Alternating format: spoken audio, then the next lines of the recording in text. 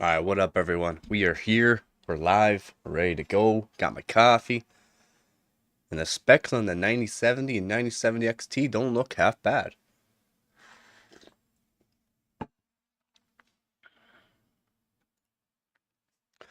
I was saying a while ago, for the last few streams, haven't really been able to find much about it. Kind of had to wait for the reviewers for today for any kind of actual numbers that we can go off of for the 9070 and 9070 XT, versus the new 5070, 5070 Ti. Really, that's what we're going to go up against. And then we're going to really compare what it's really out there to beat, because it's not really going to be AMD versus Nvidia. It'll be like a Nvidia versus Nvidia, then AMD versus AMD for this kind of generational uplift. Because there are a couple things that I've noticed that are a little bit different on both of them, which is really good.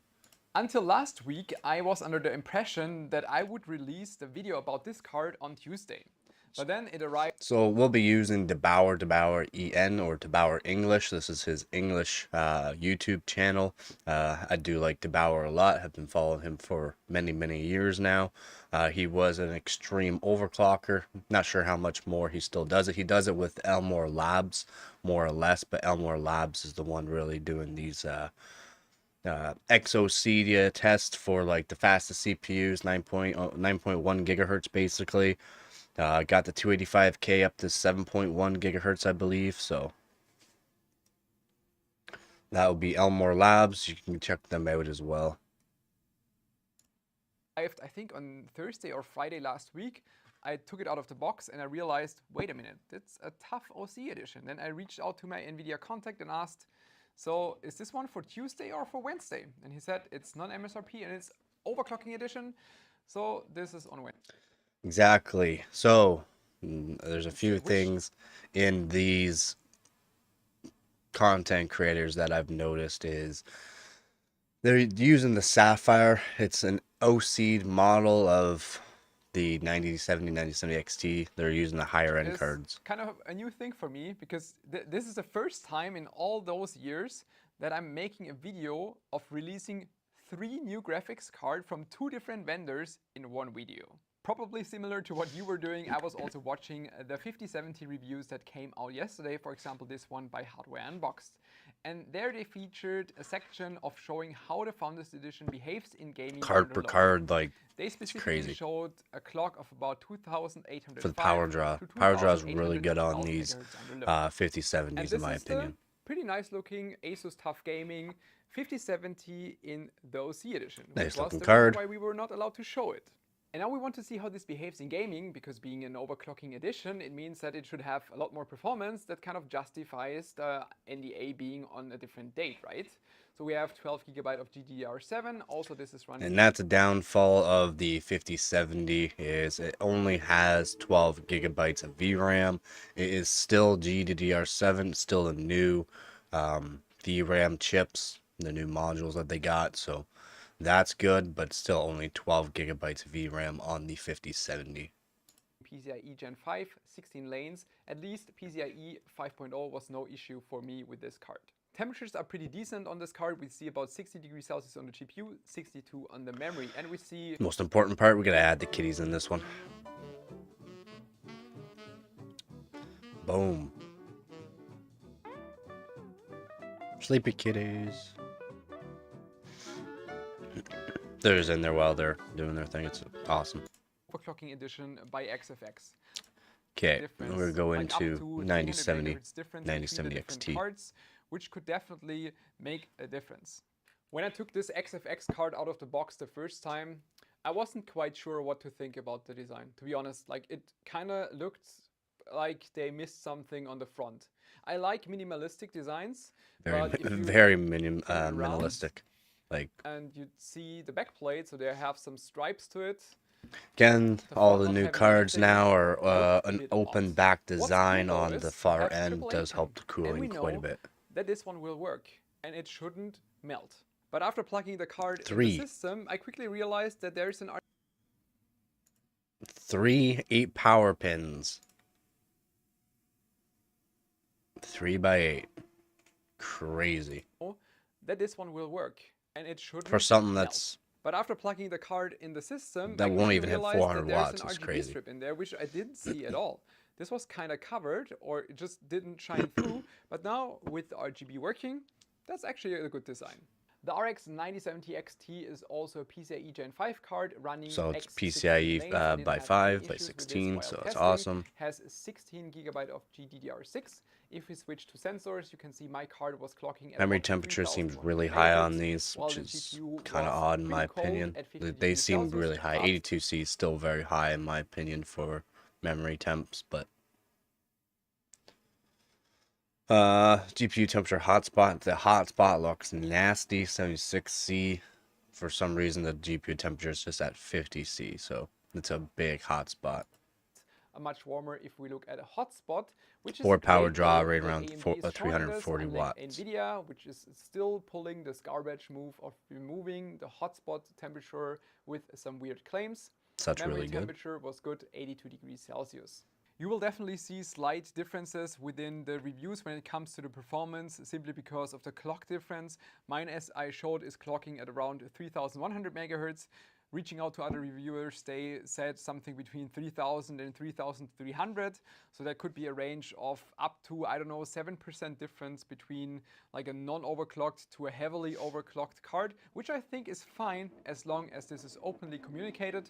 In my case, you know, it's an OC edition and it's clocking at Yeah, exactly. 3100 These megahertz. might not be what you're getting with your cards. These are overclocked from factory card already, so your card on stock, depending on the model you're getting, might not be an overclocked from factory. Again, there's different kind of overclocks from factory. You got strictly a core overclock from factory, or you got the core clock and the actual memory clock higher, which is from what I noticed on the Sapphire, they're overclocked on both. The Gigabyte's also making one that is overclocked on both, and I do believe XFX is as well. Finally switching over to benchmarks. We're starting with Times by Extreme GT1. So this is Times by Extreme 4K DirectX 12. It's a benchmark that I do a lot of as well. He's using the Zeus Crosshair X870E Hero. BIOS is 9945. CPU is 9800X3D. All these guys are using 9800X3D, which is just fine. The only thing he didn't put in was the core clock, which I would like to see because they were doing that before. They're showing the core clock on these CPUs. Again, they're just using 32 gigabytes of C30, 6000 megatransfers per second, and they're on Windows 11 24H2. Which a lot of people are on. You can go to Windows 11 on older systems now, which apparently is just fine. Alright, so what we can look at is the frames per second here. So we're looking at 100 frames per second for the 5080. 9070 XT is right around 93, which is really good. So 5070 Ti, not so great by the looks of it on this test. Not good at all. Traditional raster performance in DirectX 12. The RTX 5070 is about 25% faster than the RTX 4070, and the 5070 is with this pretty far away from the 4070 Ti Super. The RX 9070 XT showed surprising results in this test. Not great for this test. FPS in GT1. Well, this benchmark. This is 4% faster than the 7900 XTX. That was really surprising. All these cards will be able to do DirectX 12 on Ultimate, I believe they're calling it. 3D Mark Speedway is using. This next test here is again the same thing, same motherboard, same CPU, same RAM speeds, everything. They're could be doing that throughout the whole test, so we shouldn't need to talk about this. This is 3D Mark Speedway. It's a ray tracing type benchmark, which the 50 series cards or Nvidia's cards should do a bit better, as the ray tracing is better. 5070, so they also got the wattage in this one. So the wattage, the 5070 is right around 200 watts for this benchmark. Pulling in around 44, almost 45 frames for the 5070. 9070 is right around 244 watts at 58.6 frames. Pretty good frames there, but the wattage is quite a bit more. Almost 50 watts more on the 9070 versus 5070. Don't think that could correlate to it having more VRAM. That would actually be like core wattage more or less. RTX 5070. Again, this is the Asus Tough 249 and 58.9. So pretty crazy they're getting these runs. The 9070 XT XFX. So that's an XFX card that he's using there that he showed. 63.5 frames with 339 watts, almost 340 watts there. And that's right up around a 7900 XTX. And I've been seeing this a lot. The 9070 XT is basically perfectly matching a 7900 XTX, which is crazy.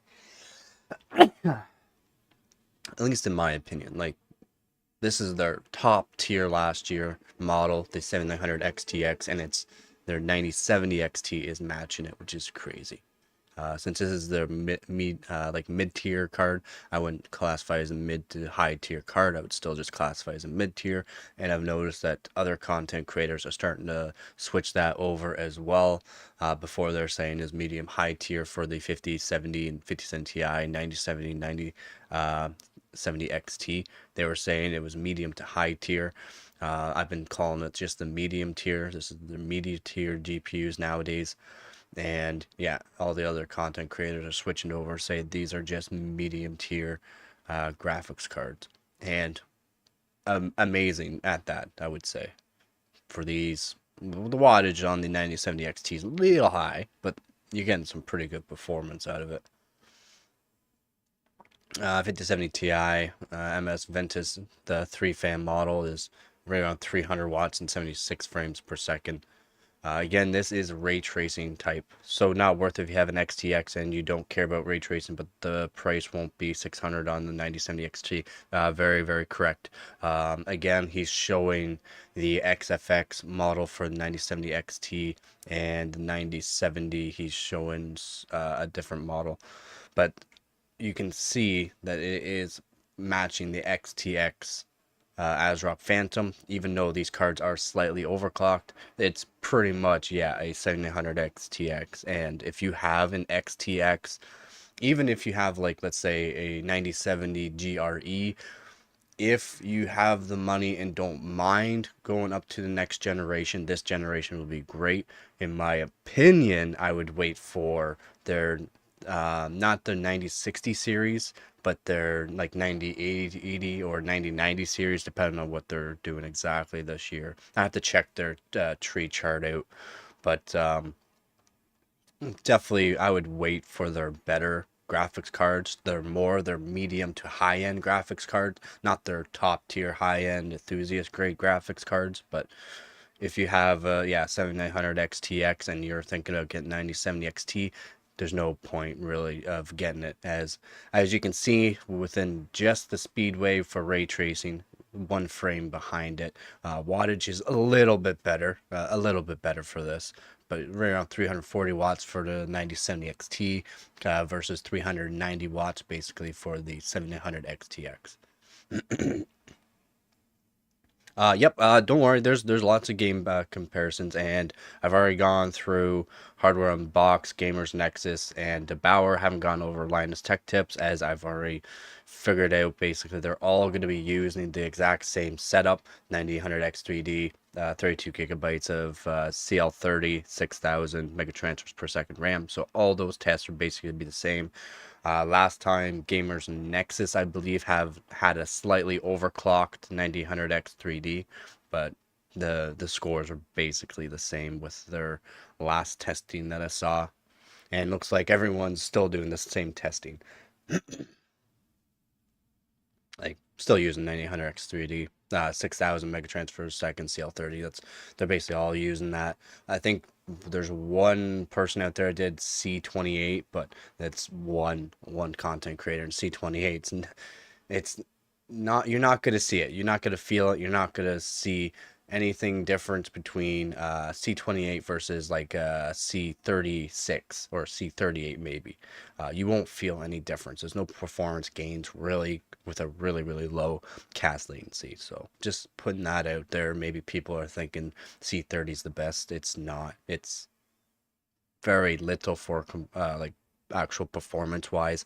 It's more or less the secondary timings that you'll actually get better performance gains, and certain ones too, like TRCD, TRFC, those kind of timings. Those ones right there will help a lot, just in daily life and gaming as well. But yeah, we could just check. This is just Speedway. This is just Speedway. Again, I like to go. I like the Bauer too because he does these speedways. He does benchmarking type tests. Again, I'm an overclocker. I run these tests a lot, so I want to see what the performance is like. See how much better it is versus what I currently have, so that way I can maybe get different kind of records. Here. Less raster performance in older games, such as So we'll go into PUBG, Assassin's but it Creed. also consumes And we're kind of going to be looking at the same thing from what I've noticed as well. The power. So if we just look at the power, the 9070 is a little bit more power hungry than the 5070, as you can see. And this is 4K Ultra Assassin's Creed. Mirage 4K Ultra. Okay, same thing, same test, the board, same thing. The newest graphics driver for it for the Nvidia, so that way they're basically up to date on everything. Everything's good. The last update for the Nvidia cards, the newer cards, is good, so make sure you do update your card. But yeah, 5070 Ti, 240 watts, 9070 XT, 292 watts. You are getting a little bit more frames, 5 frames, but for that kind of wattage, it's a lot. That's 52 watts extra for 5 frames on this game. So 9070 XT versus 5070 Ti. 5070 Ti, in my opinion, wins this because they're really efficient in this game. I'm going to Microsoft to get a Red Devil anyways. I have from the 7700 XT to 7900 XTX at home. Nice. Yeah, I'd like to get a 7900 XTX just to play around with for overclocking. See what I can do with it. Be fun to have, in my opinion.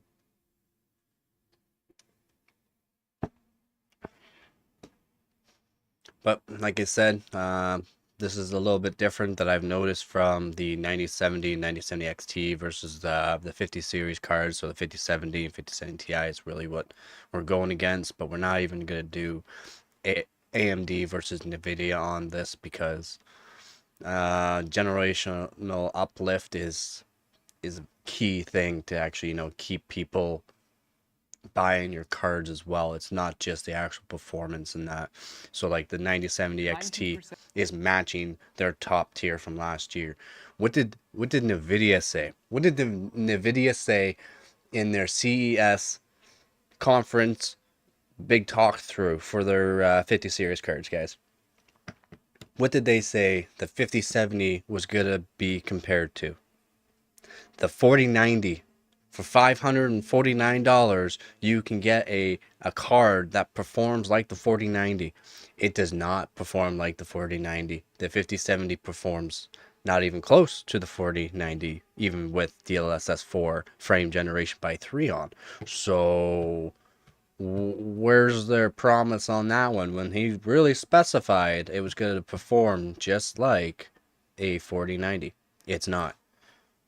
The AMD did not claim that their 9070 was going to compare to the 7900 XTX. They were comparing it to the 7900 GRE. Guess what? It's pretty comparable to a 7900 XTX. If you look at the wattage, it's a lot lower wattage, almost 100 watts lower, 91 watts lower with the 7900 XTX versus 7900 XTX, so 91 watts lower. The frames are only 18 frames below it. Crazy. So it means you're getting pretty close to the performance of a 7900 XTX, way less wattage. Boom. That's called uplift. That's generational uplift in actual efficiency and for performance, because their performance hasn't been close to Nvidia in a long time. So having a jump like this is a really good step for AMD, in my opinion. My opinion. And that's one thing I don't think a lot of content creators is talking about is if they weren't even talking about the actual wattage. They just more or less put up the wattage while doing it. But if you're looking at like the 5070, right around 200 watts, like that's a pretty good card.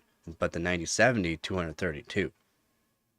Is this just due to the fact it has a slight overclock on it from factory, and this isn't the best card? I don't know. Like comparing it to the Asus Tough. Well, I guess the Asus Tough, I have to search it up, but I'm pretty sure the Asus Tough is a slight overclock from factory as well. So I have to definitely take a look at that. Pretty good though. Pretty good. That's again for Assassin's Creed. Now we'll go to Cyberpunk. Same thing, same kind of chart, which I like. Again, exact same BIOS, CPU, RAM speeds, timings. At least I'd hope they put all the time. In C30, you can change the other time to get better performance. So the 7900 XTX is top here, 390 watts, 65 frames per second. And this is Cyberpunk 2077 4K Ultra, no ray tracing. So we don't have to worry about ray tracing in this one. This is strictly performance of the card, no ray tracing. So the XTX is up there with the 5080, 9070 XT right here. 60 frames. So just that's really good, 60 frames, but just shy of the 7900 XTX, and the wattage is right around 340 watts, so 50 watts less than the 7900 XTX. For that kind of performance is really good. Again, are you going to be running this game without ray tracing? If you are a Nvidia already, like fan, or not even just a fan, but someone that actually owns Nvidia, you probably always have ray tracing on. So we'll have to take a look and see if he has one that has ray tracing on as well. 9070, right around 245 watts, 53 frames per second. Crazy, crazy. So it can be basically classified as a 4K card since it's up there. They were really saying it's like 1440p, strictly 2K type cards, but putting out these kind of frames in 4K ultra settings, so pretty good. 4080s right around the performance of 5070 Ti in this one. 5070 Ti is about 281 watts versus the 9070 XT 300 and almost 40 watts. So not great there. Not great there, in my opinion. And some of these games actually might, the performance might be different due to the fact some of these games might, need more of that VRAM or that faster VRAM, which the GDDR7 is a lot faster of VRAM. So the 50 series cards will have GDDR7, and the 9070 XT is using GDDR6 still, so that might be a little bit of a difference there. Does the RAM speed actually outbeat or outweigh more RAM? Because again, 5070 is only a 12 gigabyte card, and the 5070 Ti is a 16. Why 4K benchmarks? We'll actually go over that. You've Why is already he thinking? noticed that so far everything was tested in 4K. And if you would ask me, I personally would consider like a 5070 or 9070 more 1440p cards. But both of these vendors are now advertising these cards for 4K. So I guess it's fine that they're now advertising these cards. I didn't realize they're advertising these cards now as 4K, because they were not advertising these before as 4K. Like I said, 1440p 2K type cards is what they're calling them. I tested it, and honestly, I just didn't have the time Counter-Strike 2, which again, I like to do these kind of benchmarks, tests, and you know, just more or less quick videos for showing people performance of certain CPUs with GPUs or GPUs basically with the same CPU. So a high-end CPU with a different GPU. I like these ones because these are the most played games on Steam. Steam is a huge platform with like 140 million players monthly on Steam. So you can get a really good, see who's all using what GPUs are using, CPUs are using on the Steam platform that they have, where you can check out who's all using what, basically all the GPUs used, CPUs used, and the best games. So it's the best way to figure out your audience more or less. Counter-Strike 2 4K max though. He's on 4K max. Not a lot of people play this game in 4K max. They're generally just trying to get as much frames per second with the little like 1% lows or 0.1% lows as they can. So they'll just generally be playing 1080p or 1440p. They wouldn't be going 4K usually. Not usually, but maybe there's some people out there that play this game in 4K. So RTX 5080 is up top for around 400 frames per second, right around 290 watts. Oh, RTX 5070 Ti, 351 frames per second, right around 232 watts. So that's 5080 is quite a bit more. It's pretty crazy actually. Performance wise, with not much wattage, it's pretty good. 4080 is up there, 7900 XTX is up there, 4070 Ti is up there, 5070 is pretty good, 266, 9070 XT around 260, 9070, 240. So maybe, yeah, something wrong with this, because these cards should be getting more frames than this, I think.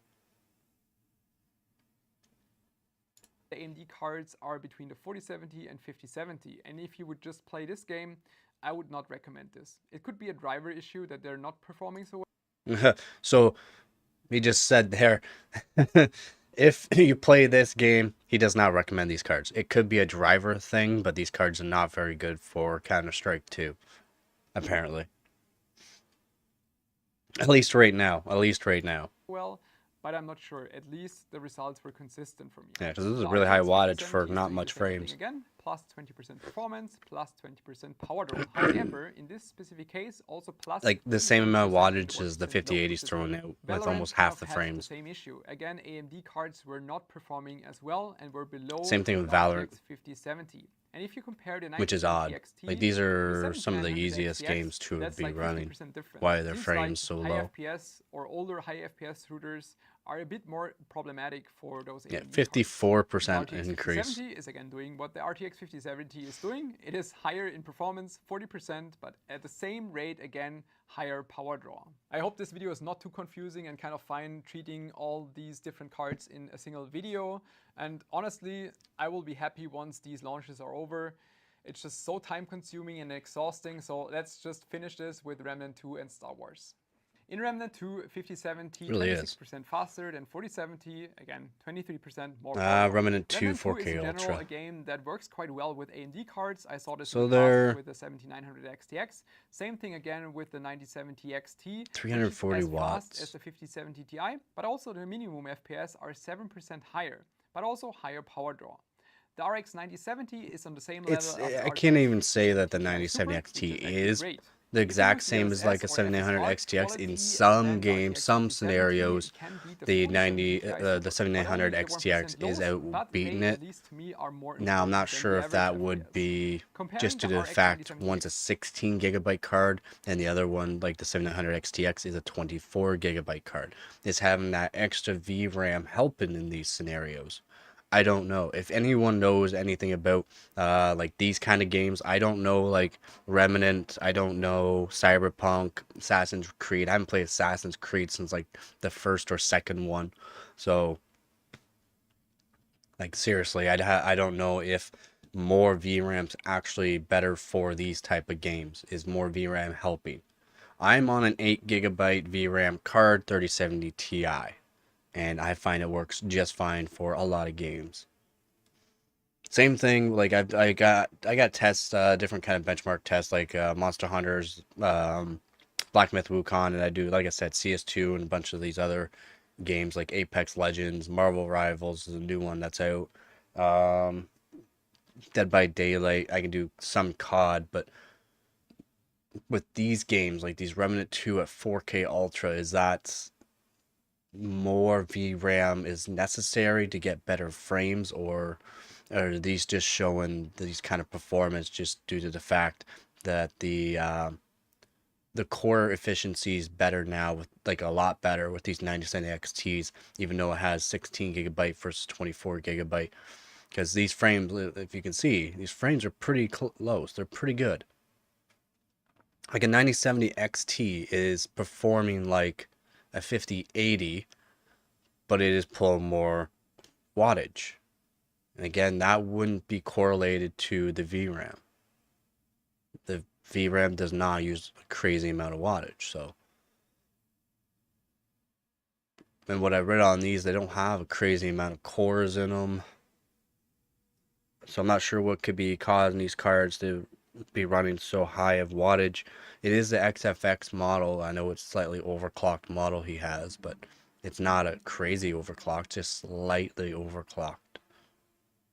And these wattages seem kind of high in my opinion. The wattage does seem kind of high for a medium tiered GPU.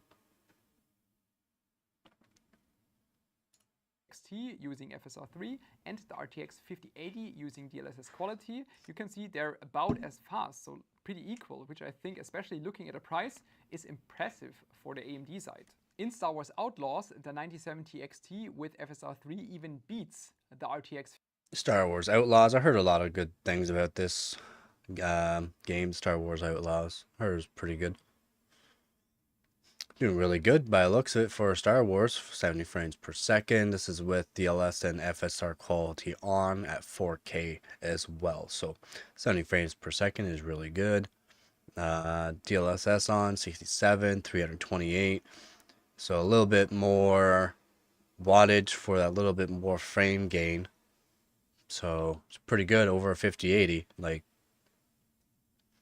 right around just 10 watts less and 3 frames per second less than a 5080. It's alright. I can't say it's RX 9070 without XT. Great. Like, normally for AMD, what a lot of people compare and what make AMD great is that their price to performance is really good. Their wattage was usually pretty good. Wattage seems really high this year, that's all. For these 9070 XTs at least. In 9070. The wattage does seem kind of high. Is on the same level as a 4080. If we check the RTX 5070, it's not that impressive. It is 14% faster than a 4070, but consumes 30% more power, so much less efficient. With the RTX 5070, Nvidia just continues the trend that they started already with the Blackwell generation, just, you know, pushing a lot of power through the card to just get a little bit performance extra. But if we just look at the bare efficiency compared to the RTX 40, big uplift. It is. AMD did good on that. I'm not saying anything bad about their wattage. Seems kind of high. Like I said, the 9070 XT versus the 7800 XTX. 16 gigabyte card versus a 24 gigabyte card for one. Yes, they're both using GDDR6 memory. They're not using X. They're not using the new 7. They're still using the GDDR6 memory. But the performance is pretty close to 7900 XTX in a lot of these tests. If not matching it frame for frame, basically, for 7900 XTX with less VRAM. The power could be better still.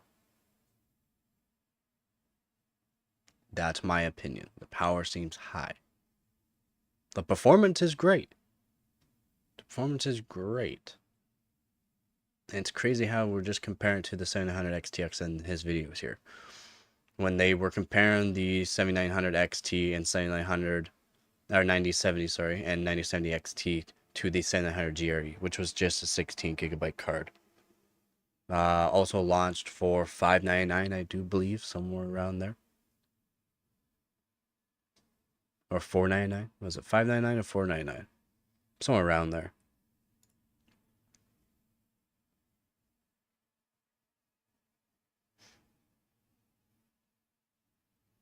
Like a crazy. The wattage just seemed kind of high, but the frames you're getting, especially with FSR3 on, crazy.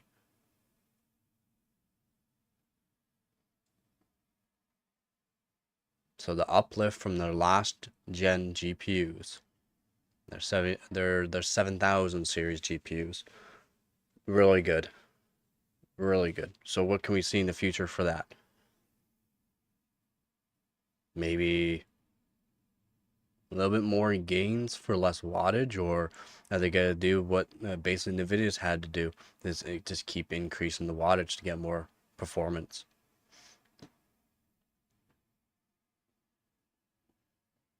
Because we are basically at a hardware limit, so they got to figure something out.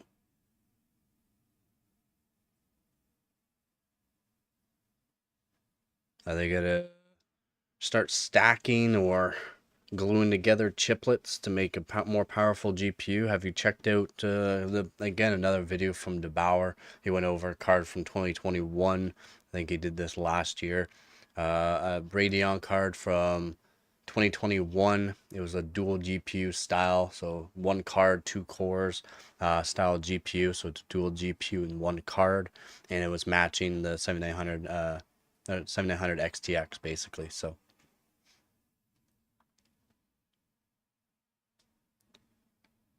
we'll have to see what happens really next year for that. But pretty good. I can't really say it's the greatest.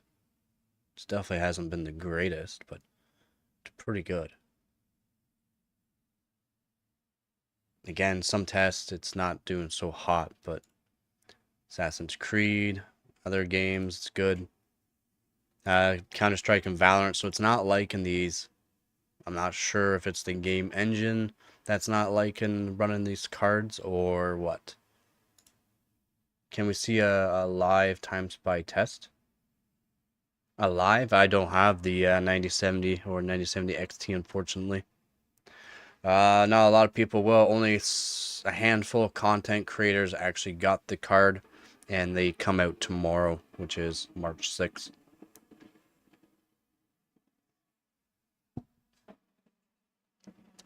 But there won't be a live. But the Time Spy Extreme right here, which is the 4K DirectX 12. Here are the frames that you're looking at.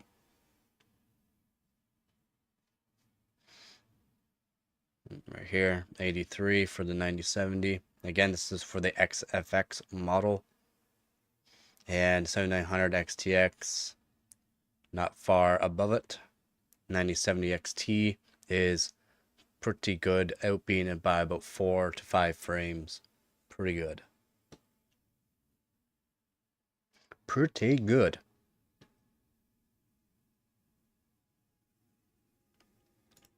And Speedway. Again, Speedway is like a ray tracing type benchmark though. And the frames. Although he should really be showing the score. Not showing the score. And tomorrow, because again, the overclocking, that will be going tomorrow. It's probably when they're actually going to have some benchmarking done on these cards for hardwarebot.org. I'll go over the overclockability. Some people just be putting stock performance up right away, but we'll go over the actual performance and that on certain benchmarks, synthetic benchmarks. And hopefully they have a bunch of benchmarking done. Hope so. Would like to see how good these cards are. Hey, how's it going, Zentango?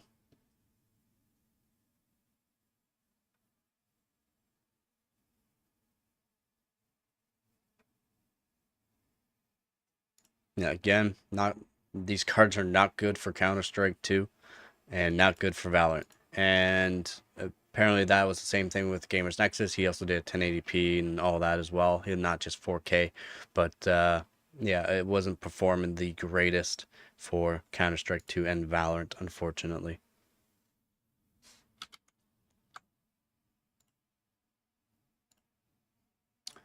We can go over some Gamers Nexus because he did show a little bit different stuff on it. Somebody.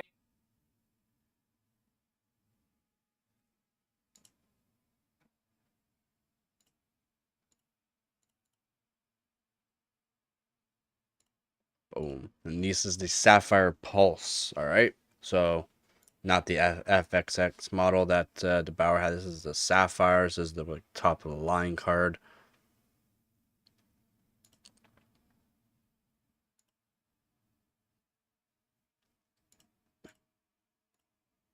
And this is Gamers Nexus.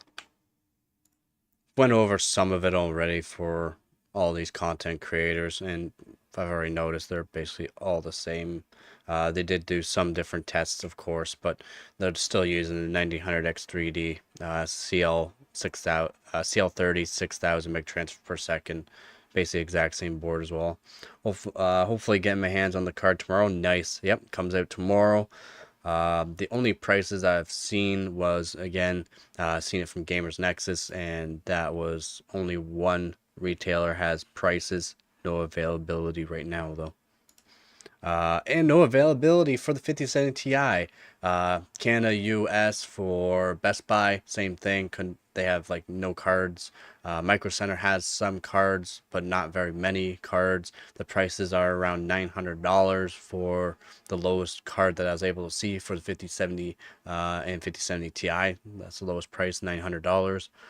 Canada Computers and all that, they don't have any availability for any of these cars. They don't have any in stock, unfortunately.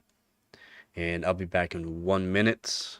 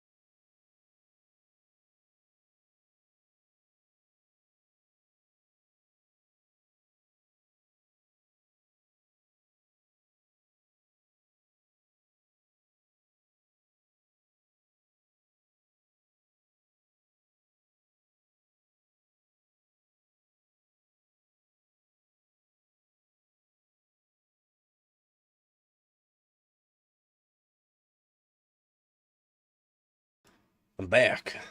All right. So we'll go over Gamers Nexus because he did do a little bit more, I guess, testing done on it. DeBauer's working on his delineating of his CPUs and making GPU blocks and other things like that. So he doesn't really have as much time to do as much in detail We as already some. posted separate videos going into the specs and the architecture of the cards, so we'll link that below. But the quick recap is this. AMD has made major changes architecturally for the We went over some of this already. RDNA 4 generation, which is this one. There's two cards. There's the 9070 and the 9070 XT. There's probably I thought they were all 5 nanometer processors, or is that all just the 50 series? going to be another card later that's lower end. The basic specs of the cards today might feel familiar to the Vega era. The cards are divided by a 56 CU or compute unit and a 64 CU model, with today's review focusing on the 64 and no, not that one. We'll review the 9070 later today as well, so check back for that later today. For TDP, AMD markets them as 220 watt and 304 watts with... So, yeah. So just to confirm, it is PCIe 5.0, which is great. Can I send a build for the 9070 XT? Mind you, I have some parts already. Yeah, if you want to send in that into the Discord, for sure. Pretty sure you're on the Discord. Yeah, if you want to send in the parts that you're thinking about and that, and I can let you know if you can get something different, save some money somewhere, or... My two sons have a 3060 Ti, it's a good card, and a 7000 XT. Easy to justify the upgrade. I have a 4070 Ti Super, good card, and between the FOMO and knowing I can get $800 clear for the card is a tougher decision. $800 for the card? Yeah, that's the prices right now we're looking at is around $800. We've already went over some of these leaks from vendors and that. A lot of the cards shown on content creators like DeBauer we just went over had the XFX overclocked model. That was again an $800 card. This is a Sapphire model. This is like top of the tier kind of card. So a Sapphire model that we're going to be going over with Gamers Nexus here. That is also not an MSRP model. That's like a $900 plus card, like probably up to $1,100 for the 9070 XT. And that's the same thing for the 5070 Ti, right around those prices. It's going to depend on board vendor and how much of a markup there is. Board partners having room to scale beyond that. We'll test this today as well. Yep, I like the 30 series cards. They're pretty powerful for, you know, not a new card, like 3 years old, about 4 years old almost now for a 30 series card. And yeah, I think they work great. They're good encoders, good cards. The 3060 12 gig was a really preferred card. A lot of people like the 12 gigabyte model from, like I said, I go into games that too. I game a little bit here and there, but I ask questions while I'm in it. What channel do I send it to? Top 2. Oh, the channel, Overclocking or OCPC Discord. If you just click the link in there, you should be able to get it. If not, I'll send one into the chat right now. I think I have everything set up where you can just click on the more info tab and there should be multiple different links. A place where like Splave has his own pre-built PCs. He also sells thermal paste there. Blood Slug is great for XOC if you want to get into overclocking, like extreme overclocking and that. Blood Slug is awesome if you just want to get some of his cool tech that he has. You can do that as well. Like people, edit link, no limit, never. And I will send that into the chat right now. Oh, what channel? Oh, my bad. Any. If you want to go into The general, you could throw it into the general if you just want to go into, let's say, PC stuff. You can just click on PC stuff. There's a PC stuff tab. Just click on that, and that'll give you a whole bunch of different channels to go through. Again, thank you, Frosty, which is one of my moderators. He has helped me set up this Discord channel and has made it fairly easy for everyone to go into and use. So again, just click on the PC stuff. You'll have PC questions, desk setups, DDR3. I would put it into new PC hardware, or just put it into computer hardware. But I would put it in new PC hardware if you want to put in stuff like that. For like, you know, new stuff like 9070 XT.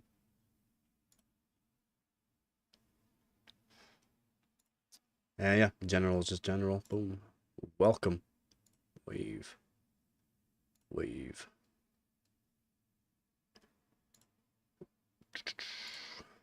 Hopefully we're still on the right tab here. Nope. Yep. Yeah, if you just want to throw it in that channel.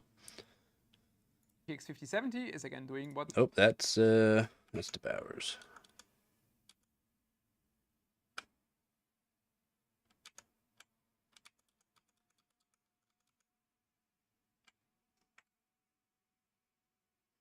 We don't need that one. We only want that one. Hopefully got this set up now, right?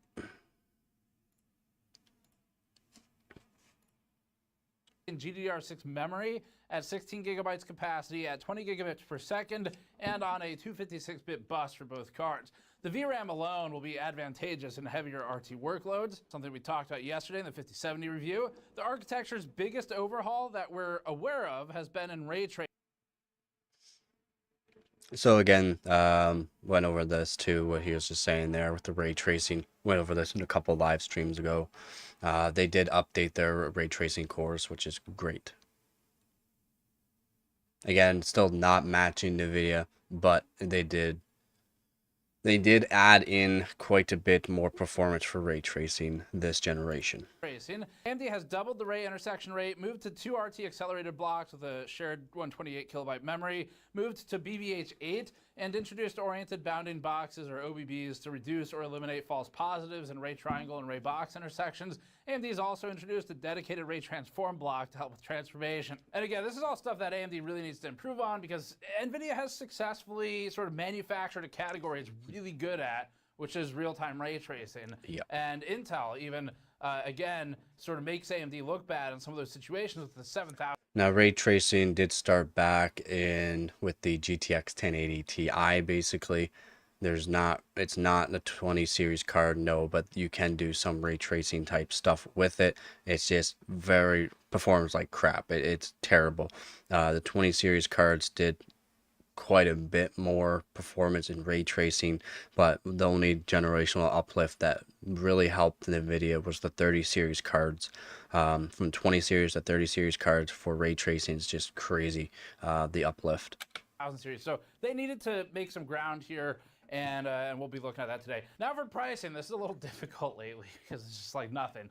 But for the card that you might remember as being built entirely upon bullshit and lies, 4090 performance. Yep, we've already went through through this at the beginning of this live stream. $549 for the 5070, and it's gonna have 4090 performance. At $549. Impossible without. Impossible, exactly. We'll just say you lied on that one, because, yeah. $450 and $650 sold first party and not refurbished was the 7800 XT. This is madness. Brutal.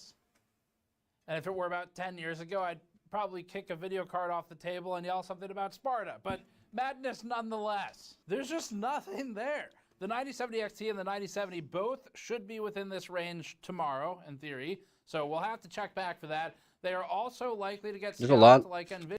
What I've noticed in the past few days too is a lot of retailers are selling 7800 XTs and 7900 XTX cards, which is pretty great in my opinion. They actually have some stock in those cards still.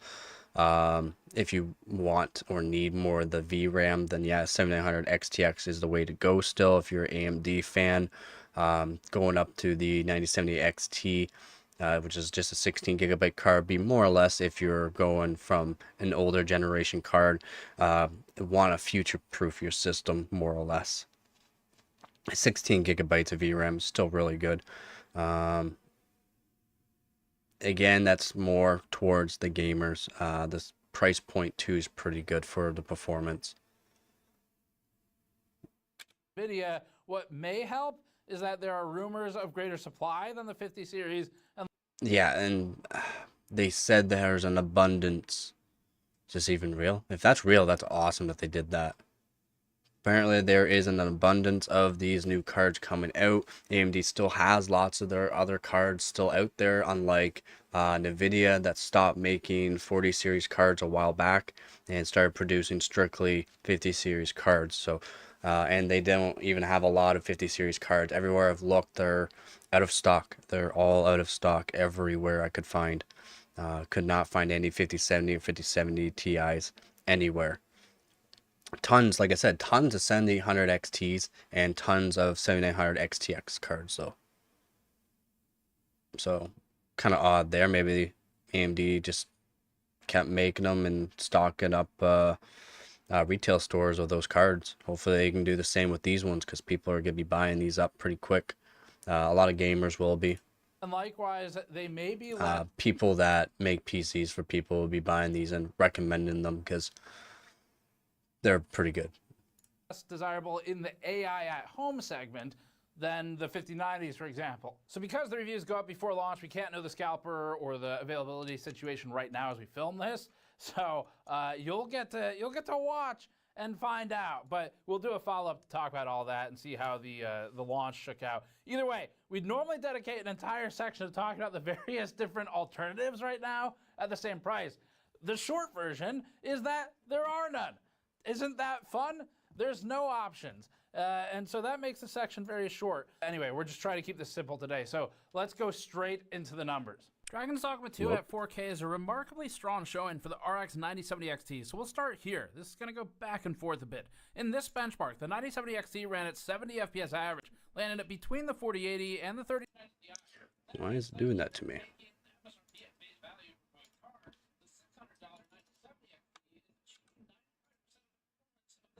$50 RTX 5070 Ti Prime, but at 80% of the MSRP. We want to caution Might that open this a new result tab for doesn't me. always happen. The next game it doesn't. Sometimes a 9070 XT is worse than a 5070, so it depends on the game, but this is a great start. The frame time pacing is also comparable, meaning that the frame-to-frame interval is not noticeably different to a human player. The 9070 XT leads the 7900 XT by 14.8% here. The lead over the 5070 is 24% at 70 FPS to 56 FPS. At 1440p, the RX 9070 XT nearly ties the Nvidia RTX 5070 Ti, the latter of which only leads by 3%. It's measurable, but you'd never notice this difference, just like the 3% of truth was measurable and Nvidia's 5070 equals 4090. Nice choice. But you'd never notice that difference either. The lows are also within variance. The 5070 Ti is basically an RTX 4080 V3 or 4.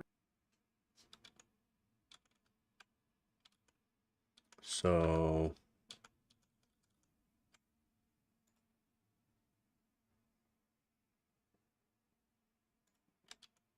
going over your PC parts here, 800 X3D, right around 479 for it. Seems like it's up marked a little bit on that, to be honest, but 479, price 491. Thermalright Peerless Assassin 120 SE. I have recommended this PSU a lot. It's nice and cheap, and it works really good. Gigabyte B850 Eagle Wi-Fi 6E ATX AM5 motherboard. Nothing wrong with that board. I do prefer Z's, or I guess it wouldn't be a Z for, it'd be an X. I prefer like the X model, but B model's just fine, especially for the price. Corsair Vengeance RGB 32 gigs. CL36 at 6,000 megatransfers per second is just fine. Nice cheap kit. Cheap kit of RAM, Corsair Vengeance RGB for RGB as well is great price for 90 bucks. Really good price. Crucial P3 Plus 2 terabyte M.2 PCIe 4.0 by 4, which is a NVMe solid state drive. 120 bucks is a really good price for 2 terabytes. And you can't really go wrong with PCIe 4.0. It's great. Power Color Reaper Radeon RX 9070 XT, no price yet. You're probably gonna be looking at right around $800 to $900, we'll say, around when it shows the actual price. I'm gonna say right around there. That's gonna be the actual price for it. 800 to 900. If you think get it cheaper, it'll be awesome, but I'm saying 800 to 900. Montech XR ATX mid tower case, $63. Good price, 70 bucks. Decent mid tower case. Did you check the size of that Power Color Reaper? Did you check the size, see if it fit in that case? I would check to see the max GPU length is for that case, and check the length of that card just to make sure it does fit. EVJ Supernova, it's great PSU, 850 watt, great, just fine, gold rated. I do have a few of these Supernova 850s. They're great power supplies. So your total price will be, I'll say, right around 1,800 for the final build, after you add in that graphic card. Be right around 1,800 for final. It's good, in my opinion. Can't complain. Depending on how you count them, that means the 9070 XT is also punching close to. Yeah, no problem. Good choices on parts. In my opinion, those are really good choices. 4080 Super levels.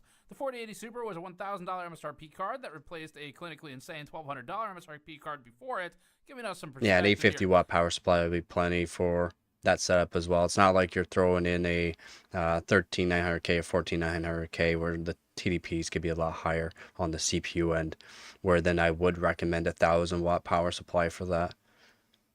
But since you're using the 800X3D, it's the last gen pretty low makes wattage. us wish that AMD had something one step higher as well. The 7900 XTX still leads the new 9070 XT, holding an 8% advantage here. Against the new 5070, the 9070 XT leads by 21%. The 7900 GRE posts an even larger gap to the 9070 XT. As for owners on cards like the 2070 or 2070 Super here, again, they were comparing. The AMD came out with the first leaks, one of the first leaks for performance versus the 7900 GRE, and they were saying it was going to be up there past the 7900 GRE, which is going to be more like the 7900 XTX, which it is. It's performing 10 frames below it roughly, so pretty good for the 9070 XT. And good that AMD's their own leaks of performance versus 7900 GRE was pretty accurate. this might be a good upgrade. It's nice to see a company that's being more truthful on their performance. It's now at 145 FPS average to the 151 result on the $750 MSRP Nvidia model, available on sale for only $150. Okay, so Gamers Nexus here has actually shown his 9000X 3D CPU speed. Again, he's doing the 5.4 gigahertz, what he did with the other GPUs as well, like 5090 and 5070 Ti and all those 5080s. He did 5.4 gigahertz, same motherboard, X670E Hero, rebar is always on, Windows 11. He's using Arctic Liquid Freezer 3 420mm, still using that. So he's been using this for a few tests now for the 50 series and now the 9070 series. DDR5 6000 G-Skill Trident Z CL28. So he's still doing the CL28. He has a little bit more on the actual kit of RAM he's using. He was just saying CL28 before, but it's G-Skill Trident Z CL28. We've never seen an inverse sale where the price goes up, but as they say, It's a bold strategy, Cotton. Let's see if it pays off for him. the 7900 XT ran at 134 FPS average in the Dragon's Dog with 21080p benchmark, giving the 9070 XT an uplift of 8%. As for the 7800 XTX, it's still technically ahead of the new flagship RDNA 4 card, but only by 8%. Now for Final Fantasy, I want to have a very clear disclosure here. The numbers we're getting are repeatable. They are, however, lower than what... Okay, so the actual performance AMD was given before was on 30 plus games. The average increase for the 9070 XT versus the 7900 GRE was 38% increase in performance. What AMD is presenting in its public slide deck, and they don't really align with the other non-ray traced performance numbers that we've collected. So we reran everything, we've been looking into it, and we're getting the same results. Pretty That's why wild we're game. going to present them. However, we do want to be clear that they appear to be outliers, and so we're going to dig into So this some is the more and just benchmark. see if anything changes. I'll have to check out Thus this far, benchmark, we're getting the same see if I can results do it. repeatedly. I spoke with Der Bauer, and he saw similar results in one of the games he tested. We'll update you all on a hardware news or the 9070 review or something. We don't think it's our test setup. So because again, another thing, I'm not sure if a lot of people know, the 50, or not 50, sorry, the 9070 is going to be more or less the 2-fan coolers on the 9070s. That's basically all you're really going to be seeing is 2 fans on the 9070, and the 9070 XT, you're going to be seeing more or less the 3-fan coolers. That's what they also said about a week ago about these. Was yeah, the 9070 XT are going to be 3 fans, and the 9070s you're going to see 2 fans basically. it is repeating on. I don't think there's going to be a cards, manufacturer but it that might makes be a something to do liquid with cooled the one. particular scene that we're benchmarking or something like that. So anyway, we're gonna dig Those into this, usually but just get let's present into the numbers top as tier they cards came out nowadays. for now. Unlike 4K, before, the the 10 series 9070 cards landed at were 68 FPS average. you can get AIOs on a lot of them. AMD, that means that the 9070 XT is worse than the 5070 here. The 5070 leads the 9070 XT by 13.6% with its 78 FPS average. The 5070 Ti leads by a staggering 43% at 97 FPS to 68. Whereas Dragon's Dogma 2 was a strong position for AMD, it's weak in this game. It is all very weak depends in that on the game itself. At 1440p, the 9070 XT ended up at only 2 FPS above the 7900 GRE. Architecturally, the improvements just aren't helping here. The 5070 Ti ends up at 187 FPS average, leading the 9070 XT by 34%. Yeah, and that's just leads right it now, by though, 10%. too. Let's show how much of a tennis Gotta wait match for it really optimizations is. for Go games, back and forth platforms, again. Resident whatever. Evil 4 swings it back the other way. At 4K, the 9070 XT now holds a 103 FPS average, landing it nearly tied with the 4080 Super. That's a great spot for AMD's card, which it needs after that Final Fantasy showing we just saw. The 9070 XT leads the 700 XT marginally and leads the 5070 by 31%. The 5070 Ti leads the 9070 XT by 3.5%, with the 7900 XTX 23% ahead. At 1440p, the 9070 XT continues to rank alongside Nvidia. So yeah, if you are on 30 series cards, not top tier 30 series cards, but even the 3090 here, you can see the frames versus the 9070 XT. It's a big increase for certain games.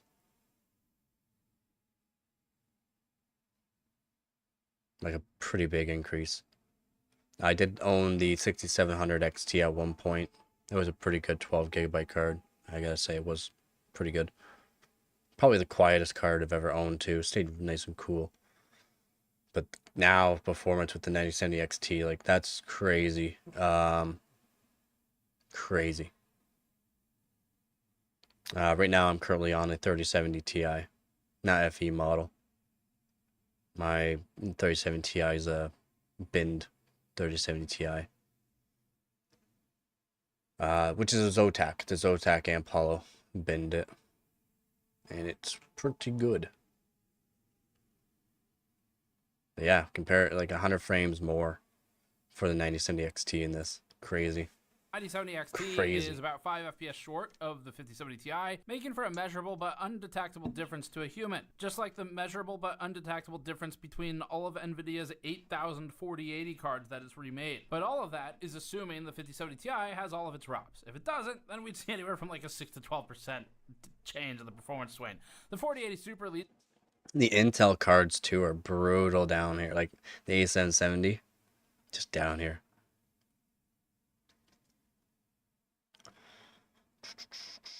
I have 2070, or I have 2080 Super. Do they have a 2080 Super in this test? No. I have 2080 Super by EVGA.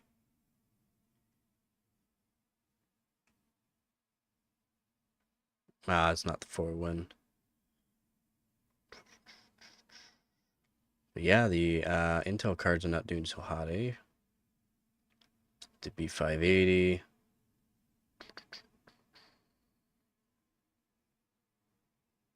Right around, what, 84 frames? 3070 Ti around 100 frames. And then a 9070 XT, 193 frames. So it likes Resident Evil. 9070 XT by 5% here. The 7800 XTX was also once a $1,000 card and itself leads the 9070 XT by 20% with its 232 Black FPS Myth result. Wukong. So I've tested that too. Cards. Since we just alternated to a title where the XT looks better, let's bring it back maybe the other way. Black Myth Wukong tends to favor Nvidia, both with and without RT enabled. We'll see if that remains true with the new architecture. At 4K, the 5070 Ti leads the 9070 XT by 12% here. So 4K high, 45 frames, or 5070 Ti 51 frames. It's not as big of a gap as it could be. We'll see how that maintains an RT. But against the 5070, the 9070 XT is at least ahead by 14% compared to the prior generation. It's a big gap. 5070 Ti versus 5070, that's a big gap. 10 frames? 70 XT is about the Brutal. same as a That's a 4070 huge Ti gap. Super. The 7800 XTX is a few percentage points higher frame rate than the 9070 XT. At 1440p, the 9070 XT's 83 FPS average result is matched with good pacing on the 1% and 0.1% lows. It's not better than its neighbors in a meaningful way, but is keeping pace performing properly. like the 7800 Ti leads XTX. the 9070 XT by 5%, and the 5080 leads it by 17%. Probably calling the 5080's existence into question more than really anything else here. And again, that's one with all of the ROPs there. The 5070 ran at 72 FPS average, so the 9070 XT is about 10 FPS higher. That also had the 5070 above the 7900 XT, which the 9070 XT has now vaulted past. At 1080p, the scaling shifts the 9070 XT closer to the 7900 Usually XTX. does. The two are functionally equal in all three metrics here. The 5070 Ti outranks the 9070 XT on a technicality, but not in an observable way. 1080p seems to squish all of these together. Starfield is up now. This one flips it again. At 4K, the 9070 XT leads the 5070 Ti by about 2 FPS. Just like we've said elsewhere, this is a measurable but irrelevant difference. You wouldn't notice the 2 FPS. You probably would notice the cost difference, though. The 9070 XT actually roughly equals the 4080 Super here, and isn't that distant from the 5080. Both the 5070 Ti and the 9070 XT are a no threat ray tracing to the on these 5080's ones. already questionable existence. At 1440p, the 9070 XT does is test again with between ray the tracing 5070 on Ti and after. the 4080 Super, roughly tying the latter. The 7800 XTX has a 6% lead over the 9070. Which is odd because the 9070 XT, they can do ray tracing. They got an upcrease in ray tracing. More cores, more ray tracing cores now. Better architecture. We'll go to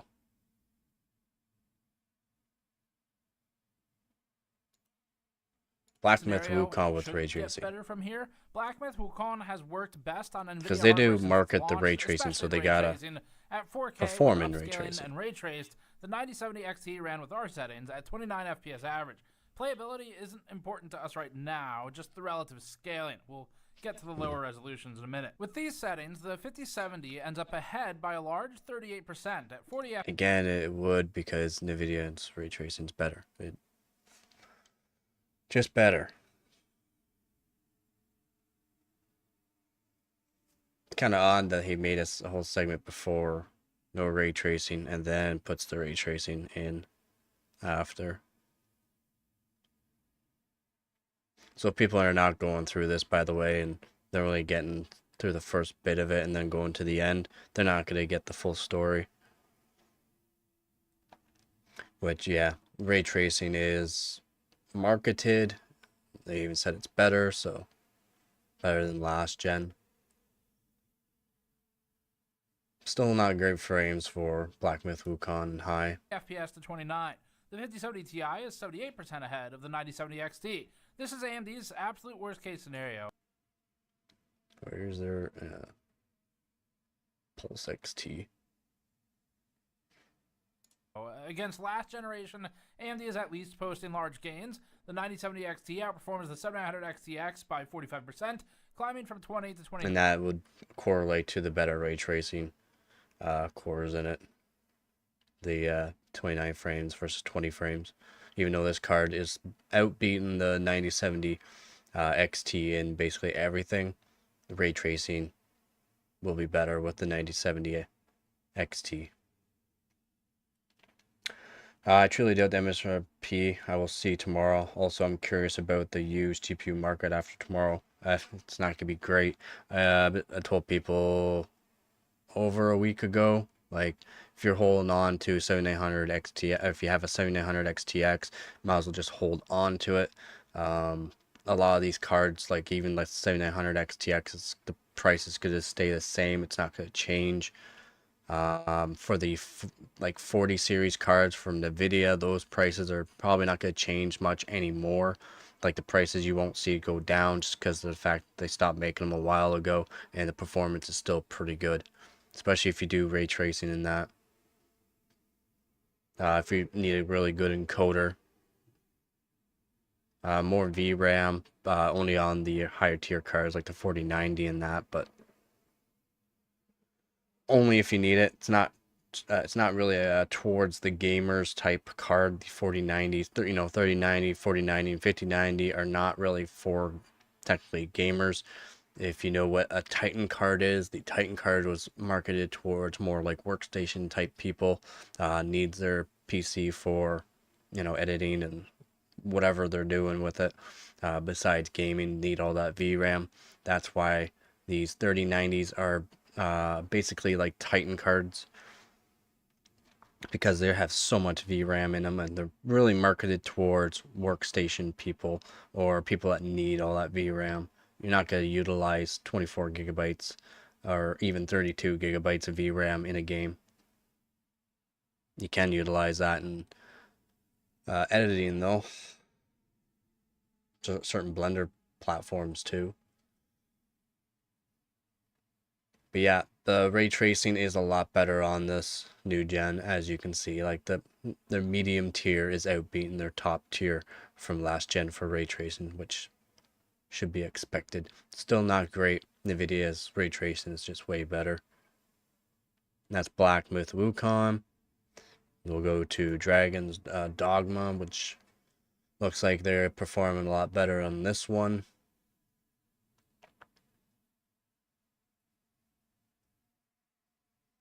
Yeah, and the MSRP price is not.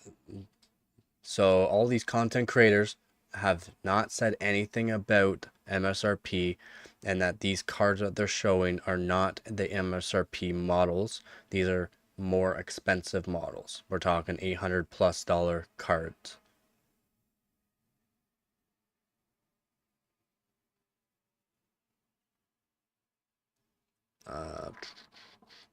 Form's pretty good for Dragon Dogma 2. 61 frames for the XT, just behind the 4080 FE. Pretty good. Not far behind 5070 Ti in this game, so it's great. Way behind the 7900 XTX though, in my opinion, 5 frames. So some games are probably more optimized currently for these cards anyways, so we'll have to see in a month or so. In Dragon's Dogma 2 with ray tracing at 4K, a lot of these things we're gonna have, like, that's why these new reviews and that aren't great, because not every game's optimized. The 5070 Ti leads Nvidia competition, Dying with Light. the 5070 Ti leading by 24%. That's not as obscene as the gap in Black Myth, but it's still an undeniable victory for Nvidia. It is, but still outbeaten or matching the 700 XTX in this, which is great. The RTX Great to see. 5070 ran at 44 FPS average here, so the 9070 XT is about 6% ahead. 1440p has the 9070 XT at 8. So right now, what I've been seeing for the prices for the 7900 XTX is, I think the cheapest one's $899 that I saw, or it was $800. I think it was $899 for the cheapest 7900 XTX I saw. Just searching around. That's US price. I am Canadian, so these prices are quite a bit more than what I'm saying. unfortunately. I think the cheapest 7900 XTX I could find Canadian is like 1100. Ray tracing better, but they had 2 years to do it. I believe for ray tracing performance it was worst in Jan, so AMD decided to pull the release and tune the software. Ah, yeah, that could be true. Smart of them. It's smart of them to start updating their ray tracing. It's not going away anytime soon. A lot of people prefer the ray tracing on because it's just so much nicer, especially if you're have a 4K monitor, nice, you know, everything's nice set up for you to play these games at a respectable frame rate. I'm not sure how people can play like at 45 frames per second. Hurts my eyes, to be honest. I'm used to 165 hertz.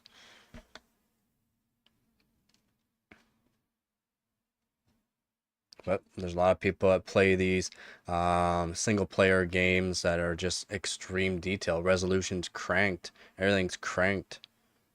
So that way you can actually utilize full performance of the GPU. Get the visual aspect of the game that you really want and need. I know a lot of people that like these single player games. And yeah, they prefer to have nice clear look, ray tracing on.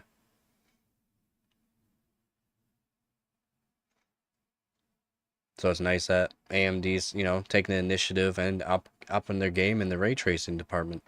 They were promoting their new ray tracing, and it's kind of showing how well it is, because it's outbeating the 7900 XTX there. As you can see, again, outbeating the 7900 XTX in ray tracing. And that's not just full ray. It's not like all ray tracing cores are being used. Like you still have to have a powerful GPU core and decent RAM. So 7900 XTX at 24 gigabytes of VRAM versus 16 gigabytes, and it's still getting outbeat. Crazy. And they're using the exact same VRAM. It's still GDDR6. Still just GDDR6 memory. And that's just showing how much better and how much, I don't know, I'm not sure if it's all, you know, software related, but they're saying they have better ray tracing cores now. The actual architecture of their chip is better. So that's awesome that they did that.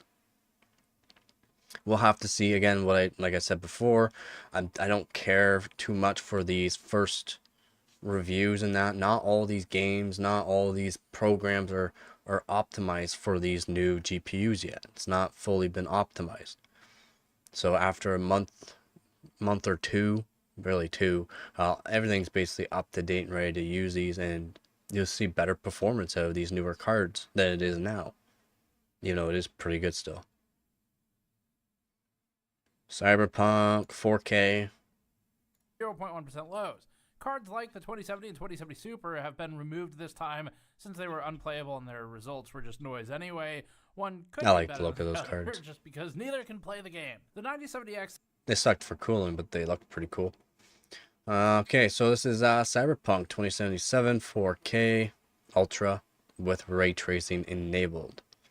9070 XT, about 21.7 frames per second, and the 7900, yep, so it is still outbeating it.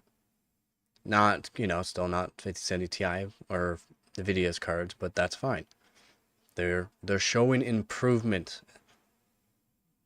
That's all that matters. Landed at Big improvement from the last generation is what we really need to see from AMD. 23.5%. The 9070 having the 9070 and the 9070 XT, both 16 gigabyte, so it gives you more options for the medium tier cards and for specifying how much power you want to use if you really need to see it 5 to 10 more frames in some games. So pretty crazy. It's awesome guys. Awesome that AMD has been looking this good. I'd like my Nvidia. They do the really powerful cards, but the price is really expensive. Now we can see some decently priced cards that perform really good. Tomorrow, we'll really see more about the price. Again, this is the Sapphire, this is the overclocked model. It's not going to be an MSRP price. Probably around $800 what that card's going to be. And the Zeus Prime was speculated to be the MSRP of $750. That's probably not true. It's probably like an $800+ card, so.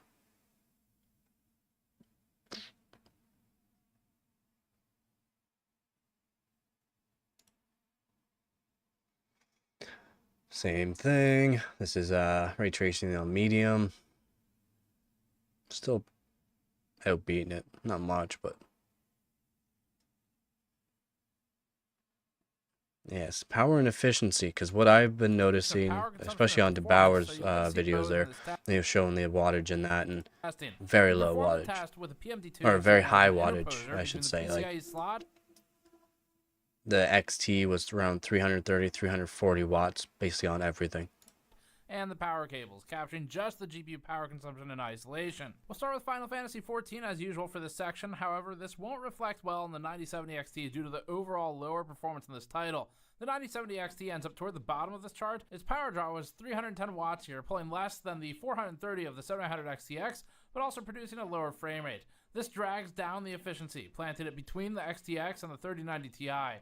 The 7900 XT was more efficient in this particular test. And that's what I noticed as well. The 9070 XT performs like a 3090 Ti, which is pretty crazy. With the 5070 likewise significantly improved on the 9070 XT.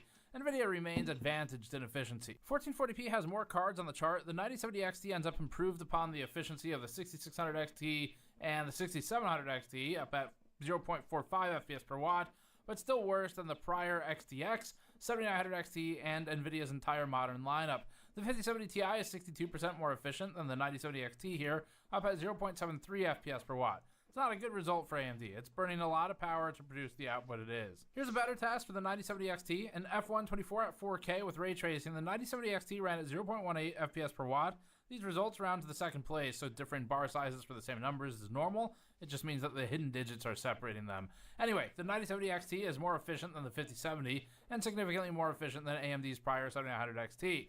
This massive uplift and flip over the prior raster Final Fantasy charts comes as a combination of improved performance of the power with the large ray tracing uplift that AMD saw generationally. Nvidia's 5070 Ti, however... Yeah, see, it's shown with his as well. What I was saying is higher is better, right? So more efficient, less efficient.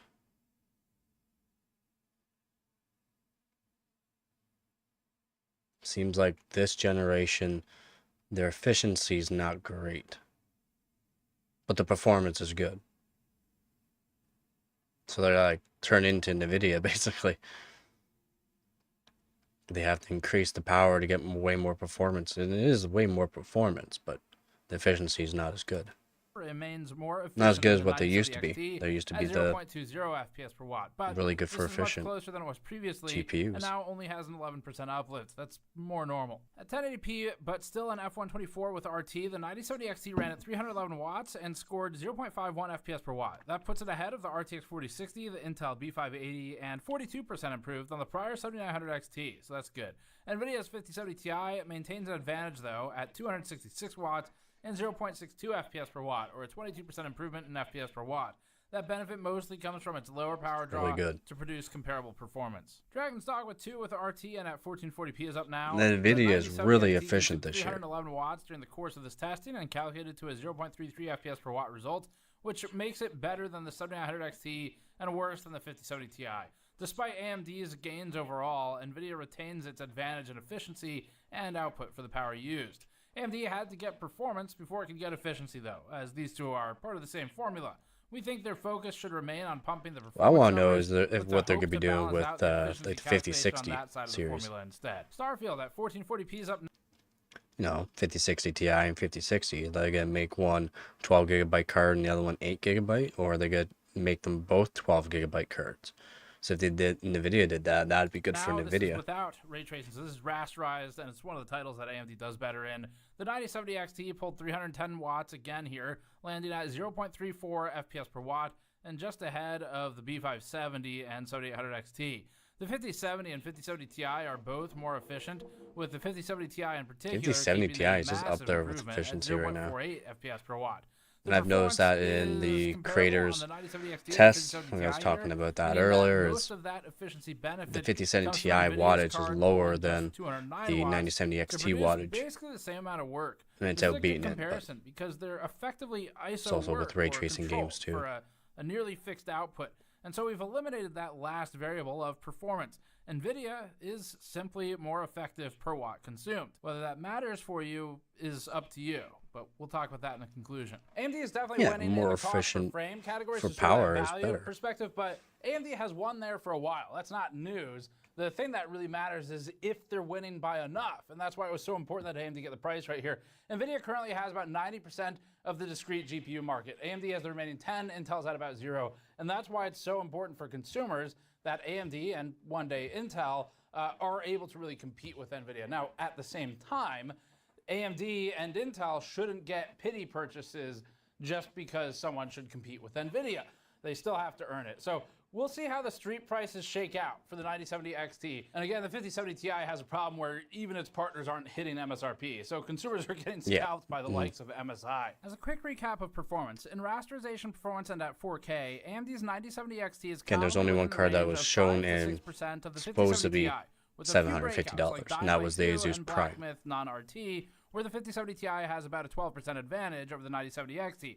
As we said earlier, our Final Fantasy XIV results just don't match what AMD presented, but we also run the newest version of the benchmark. Across all resolutions and all games that we looked at, performance of the 9070 XT approaches levels of the 7900 XTX in some benchmarks, and is commonly around 7900 XT levels. Well, it cannot complain that the medium tier is matching and or outbeating the last top tier graphics card. Results we have against So the that's great. Ti.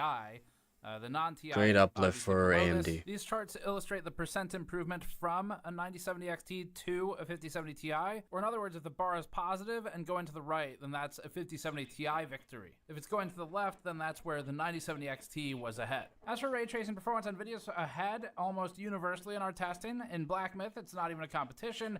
If you really wanted to play that particular game and you decided you need RT for it with these heavy settings, you'd basically need Nvidia. In Cyberpunk, AMD narrows the gap from previous generations, but Nvidia maintains At least, a you know, large have advantage. that 60 In games plus like frames Dragon's per Dogma second. 2 with RT, the 9070 XT looks much more competitive. The extra VRAM is useful in some heavy situations, such as in Cyberpunk RT with ultra settings, where the 5070 starts to struggle under VRAM load. In our efficiency testing, Nvidia maintains an advantage overall. This is derived from both. Nvidia hasn't lied at all with what they're saying, which is great. It's great to see the company, what they're saying is actually going to be true. Nice 16 gigabytes of VRAM. It is PCIe 5.0 as well, so that's good as well. It was outbeating the 7900 GRE in every test, at least up 20 to 30%, so that's good. Performs basically like an XTX. At less wattage too.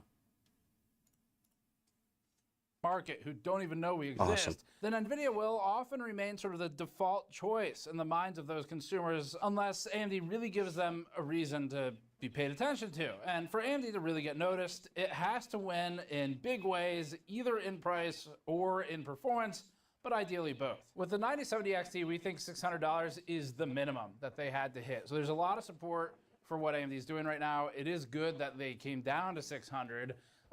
It's just that we do have to keep in mind what types of cards these are. And Nvidia at any moment, I mean, it's a powerful company. They kind of snap their fingers and change the pricing. So 600 was the minimum to get some groundswell and attention that was positive. And it worked. If you look around online, AMD leading up to the launch here has had a lot of positive groundswell and positive attention. And that's a good thing. It achieved that much. And there's been a lot of enthusiasm over the last few days. No, they marketed it as a medium to high tier graphics card at first, and same thing with Nvidia. They both said they're medium high tier graphics cards for gamers. That's how they were marketed it as. Content creators, I was starting off basically first saying, no, these are medium tier graphics cards for gamers, and their performance and for price to performance for gamers, basically. So AMD came down with their price because again they like to be, you know, lower card, like a lower cheaper option card, but also have some decent frames out of it. Heart for Frosty, yep, you got that right. Yeah, he's great at setting up the Discord. Awesome moderator. But for like these medium tier graphics cards, what they're saying was medium to high tier, but they're just medium tier, but they're marketing for gamers. Again, these are gamer cards. The 9070, 9070 XT, 5070, and 5070 Ti are marketed strictly for basically gamers. Even though they have 16 gigabytes of VRAM, which is great for either content creators, video editors, and stuff like that. Especially if you don't do like 8K in that, then these are still really good cards for that. Again, Nvidia has a better encoder. It's hard for AMD to just keep increasing the performance of everything, every aspect. So what they've more or less focused on upgrading was the AI cores, which they did. And of course they can't compete with Nvidia, but like Nvidia has way more income than AMD. Like they have way more market share and investors for data centers and that, which keep their company afloat alone just by that. Like us gamers are 6% of their 6 to 8% of their revenue is just by graphics cards. The rest of the money they make is from data centers, basically. AI, a lot of new AI stuff too, is what really made them a lot of money in the past year. And that's for like car manufacturers, robot manufacturers, any company that uses these robots and that for so many different things. They're using NVIDIA and went into NVIDIA Blackwell, which then NVIDIA gave or made the Blackwell into gaming chips, which is the gaming, not gaming, sorry, the Blackwell Grace, which is the CPU, and then you got the Blackwell for graphics cards. So like, and even though it's 6 to 8% of their profit from selling graphics cards, every 100 graphics cards sold, 90 graphics cards are Nvidia being bought, and 10 are being AMD bought. And consoles are all AMD right now. Yeah, consoles, I believe everything about consoles, Xbox and PlayStation is AMD. And there's a lot of AMD like framework desktop PCs now. If you haven't looked at the framework desktop PCs, just definitely take a look at them. They're using the AI Max from AMD. The GPUs are 8050S and 8060S iGPUs built into them. It's pretty crazy what Frameworks is doing with their mini PCs. The platform with it's great. It's really good. For some things, you're definitely going to see some really good speeds out of the CPU and memory, but it'd be for certain people. For someone like me that want to change out the RAM or change out the CPU, you can't do that. It's basically a buy one time type thing, because you cannot change out the RAM easily. You cannot change out CPU. It's all soldered on CPU and soldered on RAM. It is still the low power DDR5X memory at 8,000 megatransfers per second. That's all the specs I could really get on them. But also like the amount of RAM you get. So they made the 32, 64, and 128 gigabyte models of it, which is crazy. They also have 8 core, 16 thread for the low tier for CPU, and a 16 core, 32 thread CPU as well. It's all soldered on. It's all soldered on. Again, the iGPU is the 8050S and 8060S. So one has like 32 compute. I think it's 32 compute cores, and the other one has 40 compute cores.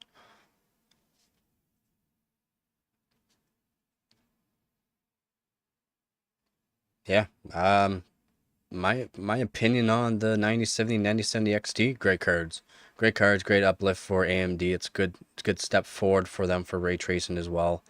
Performance is really good on these cards. They basically kept all their words. Again, MSRP is not MSRP as in that's the price these cards are going to be. You could be buying these cards at $699 and $549. You won't be. Board manufacturers also have a say in how much these cards are worth. MSRP is just a starting point for these cards. Starting point. Manufacturers can also change that price, and then also retailers can change those prices as well.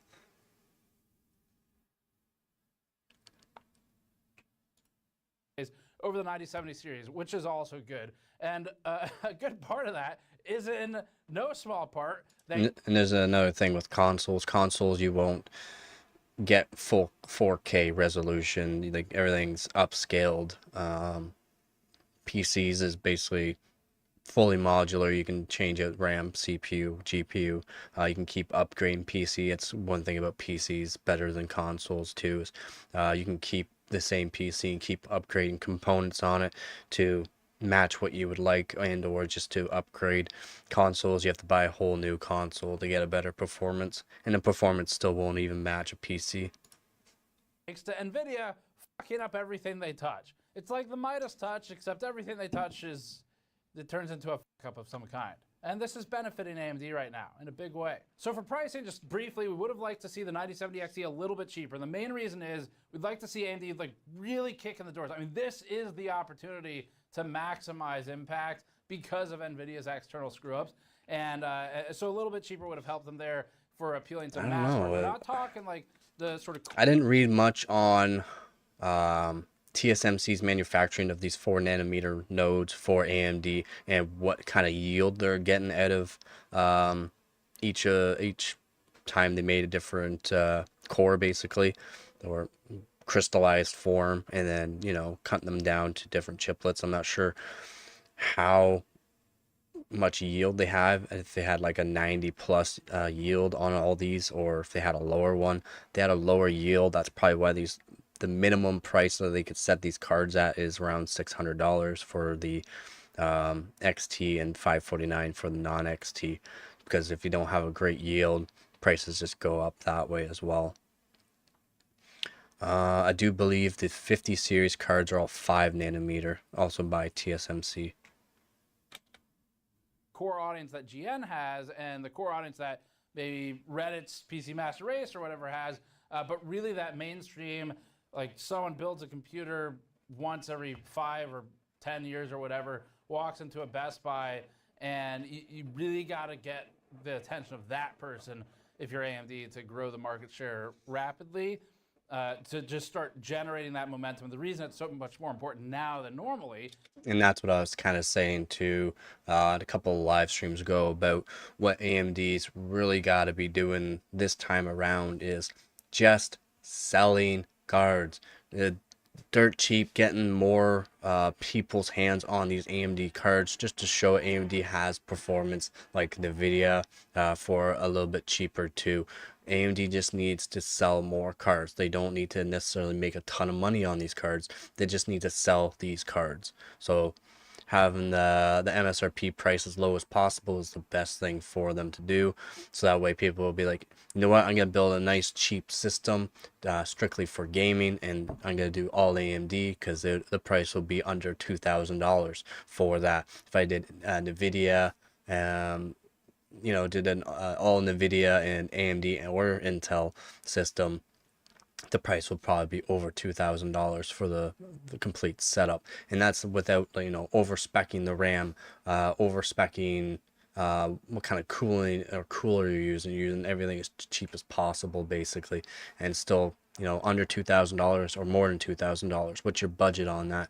Also, with a lot of people too, is a lot of people nowadays are getting into content creating. They're trying to, you know, make videos. They're either gamers or they do their own thing. Again, this channel is about overclocking, hardcore overclocking, and, you know, PC overclocking, CPU, GPU, RAM, motherboard, everything about a PC, overclock it. Some people are strictly gamers, so what they're going to want is a strictly gaming PC. AMD would be great for that, for a nice cheap one, so that way they can pair it with another cheap AMD system for strictly on streaming, so they can build two setups. So they can make two PCs for the price of one high-end PC of Nvidia, when they can do two PCs and do what they want. They can get the full utilization for their gaming of their one PC, and they'll be able to stream, record, do whatever on their other PC for a really good price. Again, their encoders are not as good as Nvidia's, but they're still good encoders. Just they're not as good as Nvidia for the encoder. The ray tracing is not as good. So, but again, why I go on Steam, see what games are being played the most, who plays what with what graphics card and CPU. Is Steam works great for it. Counter-Strike 2 is a huge game still. Lots of players monthly on that game. Apex Legends still big. Marvel Rivals is huge for console and PC players. So it's a great platform to be looking on, is on Steam there for that kind of stuff. And AMD needs to see more AMD cards being used in these gaming rigs, because more numbers in these gaming rigs, more people could be looking at, oh, well, these guys are using AMD and they're seeing these kind of frames, or look how much AMD's actually being used out there. It must be good. That's what it puts in people's minds, is it must be good. Oh, it's not just a price to performance card. It's not just the cheapest card. It's a really good performing card for a good price for gamers.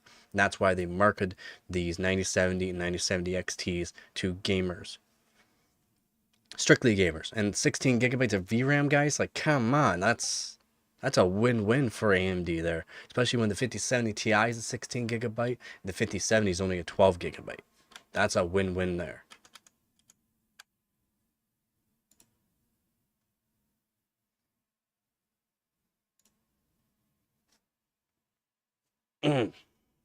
And yeah, this is the Sapphire Pulse. Not the top of the line Sapphire model, but still really good card. The Pulse, really good cards. But you won't see these cards at MSRP price, most likely. The Pulse you'll see closer to MSRP than the Nitro Plus.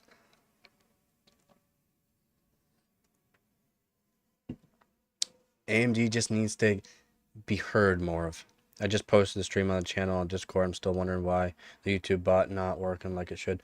Oh, that might have been me too. I didn't put any post in the Discord, so might have been my bad too there. Is because of Nvidia's screw up. The 9070, we'll talk about that separately, but that price is weird. That price doesn't make a whole lot of sense. It is an upsell. It looks like they're trying to push people to the XT maybe, but. Or they're saying these performances is still really good for, you know, $50 less. You're still getting 16 gigabytes of VRAM. So if you do need the extra VRAM, there it is for $50 less as well. Just maybe so that way more people can just see lots of VRAM, performs good. You can either get one a lot cheaper with a lot less wattage, or you can get one a little bit more, but for a little bit more wattage and a little bit more performance gains. So they're just really sticking their necks out there again. The price could be a little bit cheaper, but again, it depends on the yield of the actual chip itself. If it's good yield, then the price would be probably a bit lower. Maybe they just weren't getting the greatest yields either.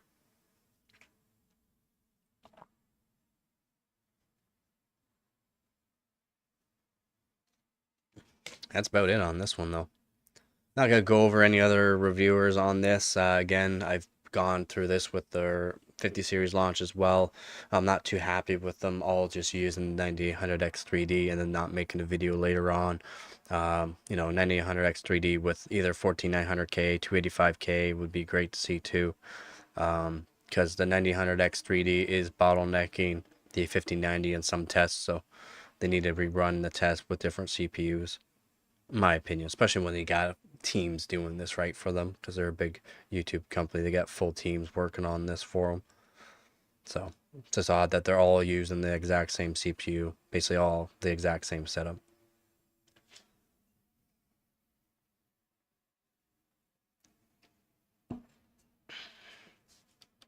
that's probably gonna be it for this stream. Gotta start working on some videos.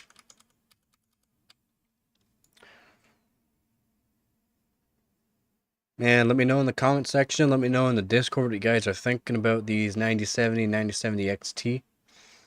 I will be going back through this probably within a week, maybe 2 weeks. I'll go back over actual performance that people are seeing on this, tested with different CPUs instead of not just, 9000 X3D. Also seeing it on different CPUs as well. I'll be going back through this, see what the performance is like with different CPUs, different platforms. See if there's any driver updates to actually help optimize it in these games. See if the CS2 and Valorant, see if Valorant and CS2 frames increase or not in a week or two. Hopefully it does, because those frames look very, very poor for the 9070, 9070 XT. At least in those two games. Only those two games that was terrible. Yep, that's gonna be it for this one, guys. Thank you all for watching. Thank you to the new subscribers, and welcome to the Discord there. Again, we got lots of different channels in the Discord, all about PC hardware, new PC hardware, old PC hardware, anything that you can overclock. We don't care about Macs in this Discord or this PC channel, by the way, so no Macs allowed. Just basically just PC stuff. Again, thank you to all my viewers, my subscribers, my donators. You guys are